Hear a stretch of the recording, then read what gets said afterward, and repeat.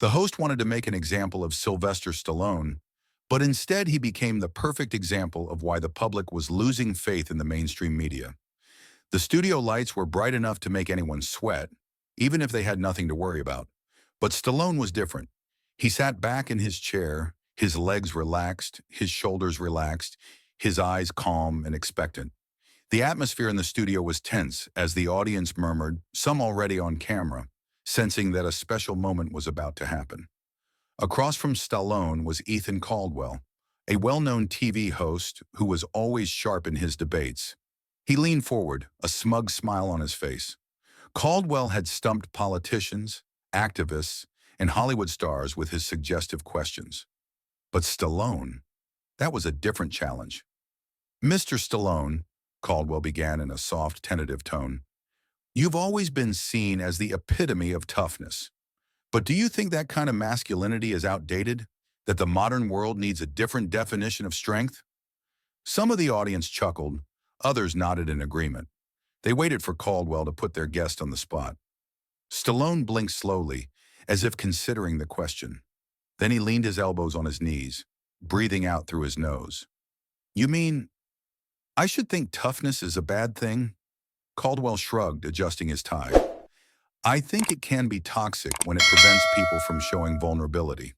Stallone nodded slowly, as if considering. He leaned back in his chair, folded his arms, and asked in a low voice, so let me ask you something. If someone broke into your house tonight, would you rather have a tough guy stand up and defend them? Or would you rather have someone sit down and discuss their feelings? The studio was silent for a moment. There was some scattered applause. Caldwell opened his mouth to say something, but Stallone continued. Tough doesn't mean violence. It's about being steadfast in the face of adversity, protecting the people you love, discipline, respect, and hard work. If you think the world doesn't need that anymore, then I don't know where you're living. Caldwell smiled, but there was a flicker of hesitation in his eyes. He hadn't expected Stallone to respond so sharply, but he wasn't giving up. Okay, Caldwell said, shifting slightly in his chair. So do you think Hollywood and your movies promote violence as a solution? Stallone was unfazed. Hollywood promotes a lot of things. But have you ever seen a movie where the hero saves the world by filling out paperwork? This time, the room erupted in laughter. Several members of Caldwell's crew smiled too, but Caldwell had other cards up his sleeve. He straightened, adjusting a stack of note cards as if searching for the perfect counterattack. You've spent your entire career playing tough guy heroes, solving problems with fists and guns. Have you ever thought about the message you're sending? Stallone raised an eyebrow, as if savoring the question. He leaned back, stretching his shoulders like a boxer preparing for the next round. First of all, Stallone said, his voice even, I make movies. Movies aren't real, you know? He raised an eyebrow. I mean, last time I checked, I never went 15 rounds with Apollo Creed.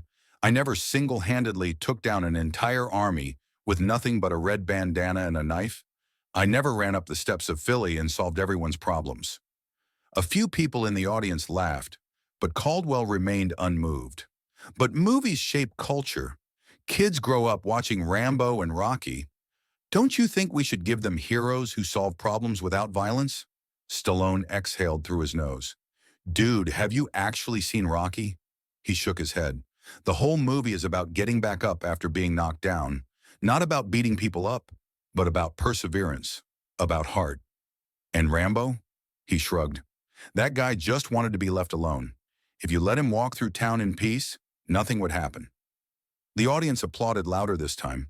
Caldwell clenched his jaw, knowing the conversation was getting out of hand. He leaned forward, his voice low. Okay, fair enough, but let's talk about reality. We're in a time when people are questioning what it means to be a man. Some people think your hard definition is outdated, that it divides rather than unites. What do you think?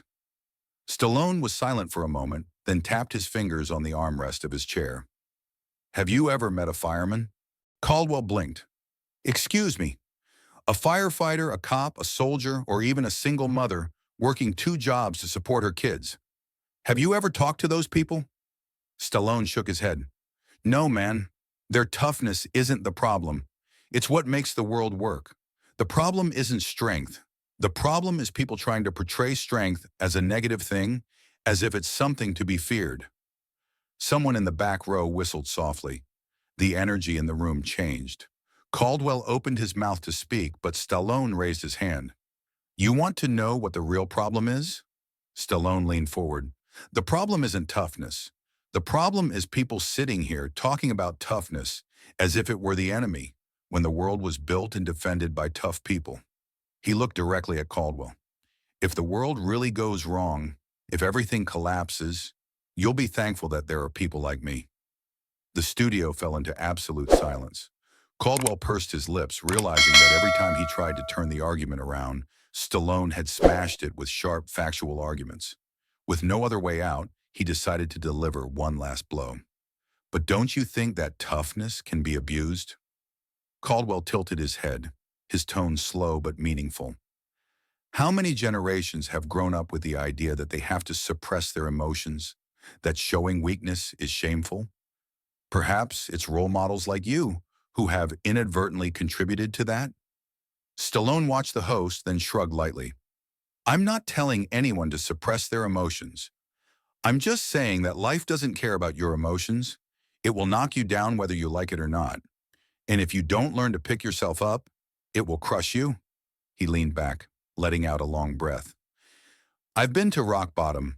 I know what it feels like. But I also know that no one is coming to save me but myself. Toughness isn't about denying your emotions. It's about not letting your emotions control your life. The audience seemed to hold its breath. Caldwell wasn't smiling anymore. For the first time in the interview, he didn't have an immediate answer. Stallone looked at him. So let me ask you again, Ethan. When life knocks you down, do you sit there and whine, or do you get back up? Caldwell blinked. The studio fell silent, then a long, sustained round of applause. Some even stood. The interview had not gone as Ethan Caldwell had expected. But for Stallone, it was just another round. And once again, he stood his ground. The tension was so intense it could have been torn to shreds. Caldwell clenched the notepad in his hand, but it was clear he was no longer in control. For the first time in his interviewing career, he was being led.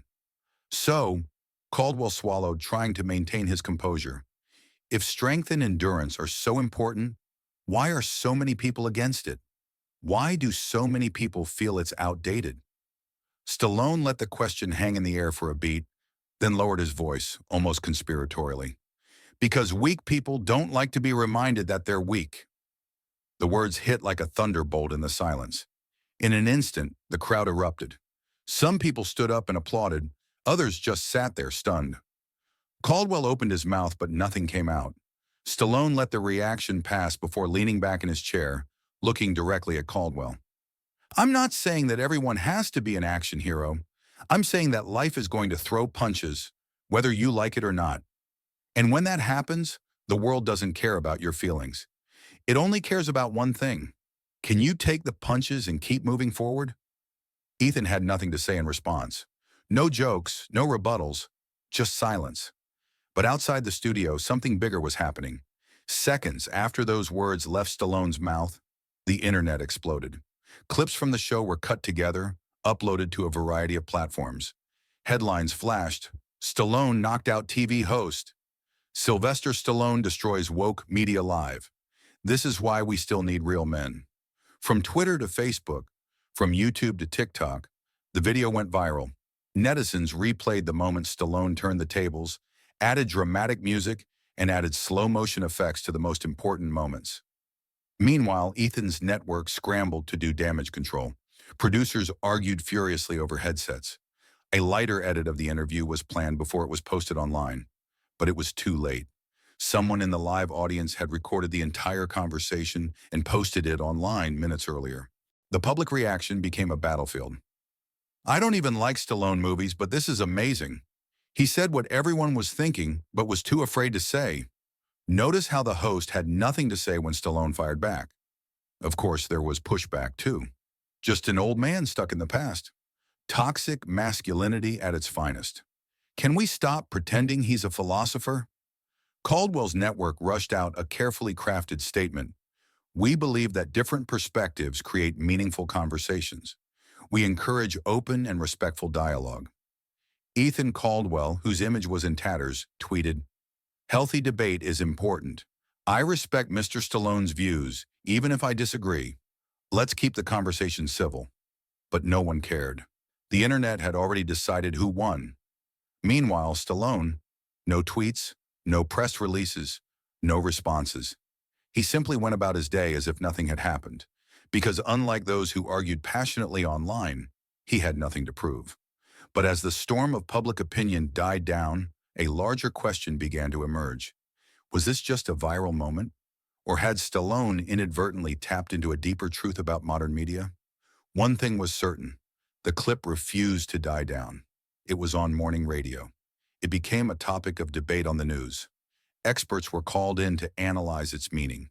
And somewhere in a newsroom, a group of television executives sat around, wondering how a seemingly innocuous interview had turned into this media sensation. Stallone only said a few words, but perhaps they were the words the world had been waiting to hear. Some called it a wake-up call, others said it was an overblown controversy. But one thing is undeniable: the story is not just about Stallone, but also reflects a larger issue. Some argue that Stallone has pointed out the contradiction of modern media, where opinion leaders can freely impose their views, but react harshly when challenged. They expect celebrities to always follow a pre-existing script, but when someone dares to express their opinions, things immediately become tense. On the other hand, critics argue that Stallone is simply a rich star clinging to outdated ideas. They argue that it is easy to talk about strength when you live in affluent conditions. However, something unexpected happened. People who truly understand the meaning of resilience, firefighters, police officers, veterans, factory workers, construction crews, single parents have spoken out. A social media post from a former Marine quickly went viral, emphasizing that strength is not about power, but about getting back up after being knocked down. An Oklahoma mother shared an emotional video. "I raised 3 kids on my own. If I wasn't resilient, we wouldn't have anything to eat. Don't tell me that strength is a negative thing." Even a simple moment of an older man at a gas station, quietly watching an interview on his phone and shaking his head, went viral. He whispered, "Young people today don't understand what it means to really fight. They think life is all about pointless arguments on TV." This story is not just about one person. It reflects a larger conversation about the value of strength in today's society. As time passed, the fallout from the controversy did not subside. Instead of being forgotten like a flash in the pan, the story quietly created a new wave. No one really cared who won or lost in a debate. People began to question their own lives. Sports coaches noticed their young players showing up earlier, putting in more effort. A father in Texas posted his story. "I thought my son would never leave his phone screen. Now he spends his afternoons in the backyard, practicing discipline." Factory bosses saw employees complaining less about long shifts. Young soldiers walked into barracks with more determination in their eyes. No one told them to do it. There was no movement, no hashtag, just a slowly forming awareness. This world is not for those who wait for recognition, but for those who are willing to stand up, even when no one is looking. Stallone continues to live his life.